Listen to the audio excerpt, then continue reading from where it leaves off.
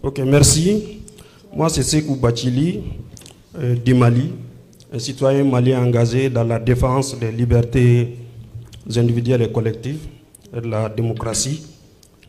Et c'est vrai, j'ai entendu parler du conflit, de la guerre en Ukraine, mais aussi la toute dernière avec la situation d'hier nuit de Trump en Iran, entre Iran et Israël.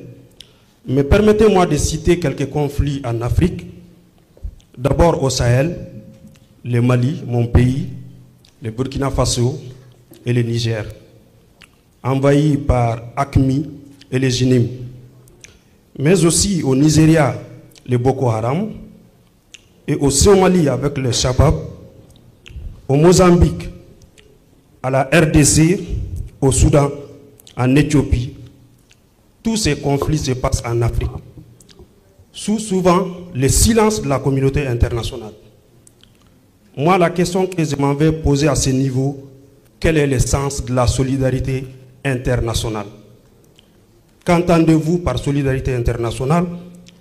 Pendant que, à un moment où le Mali et ses voisins du Tchad, du Niger, du Burkina, de la Mauritanie ont mis en place les S5 Sahel, ont attendu un soutien de la communauté internationale, le soutien qui n'arrive jamais et qui n'est jamais arrivé, mais en même temps, la même communauté internationale s'est mobilisée pour le conflit en Ukraine, avec une forte mobilisation financière, souvent des puissances, pour soutenir les négociations. Qu'entendez-vous par solidarité internationale? C'est la première question. La seconde question, quelle est la pertinence et la crédibilité des négociations de ces conflits à tous les niveaux, que ce soit en Afrique ou au-delà?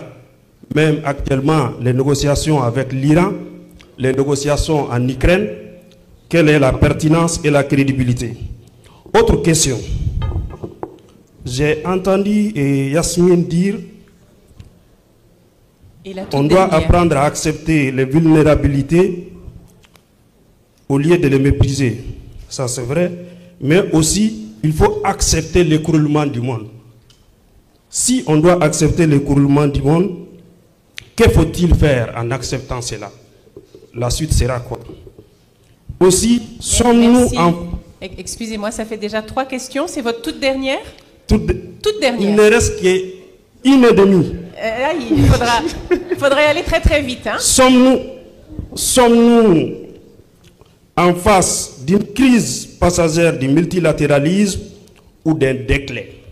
Et enfin, que devient l'Afrique dans cette guerre des titans?